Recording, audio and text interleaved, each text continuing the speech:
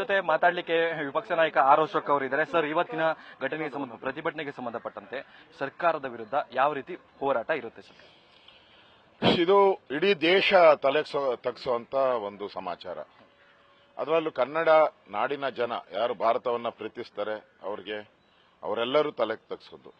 ನಮ್ಮ ದೇಶಕ್ಕೋಸ್ಕರ ಸೈನಿಕರು ಪಾಕಿಸ್ತಾನದ ಗಡಿಯಲ್ಲಿ ನಿಂತು ಹೋರಾಟ ಮಾಡಿ ಲಕ್ಷಾಂತರ ಜನ ಸತ್ತಿದ್ದಾರೆ.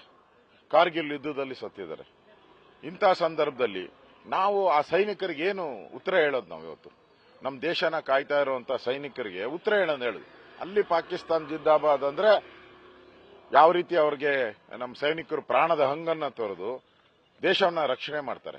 ಇಲ್ಲಿ ವಿಧಾನಸೌಧದಲ್ಲಿ ಅಂತ ಘೋಷಣೆ ಕೂಗ್ತಾರೆ. ಇವರೆಲ್ಲ ಬಾಯಿ ಮುಚ್ಕೊಂಡು ಬಾಯಿಗೆ ಪ್ಲಾಸ್ಟರ್ ಹಾಕೊಂಡು ಕೂತಿದಾರಲ್ಲ. ಇವರು ಪ್ಲಾಸ್ಟರ್ ಹಾಕೊಂಡು ಕೂತಿದಾರಲ್ಲ. ನಾಚಿಕೆ ಆಗಲ್ವಾ ಕಾಂಗ್ರೆಸ್ ಅವ್ರಿಗೆ? ಹೆಂಗ್ ಬಿಟ್ರು ನಾಚೆ ಹೋಗಕ್ಕೆ?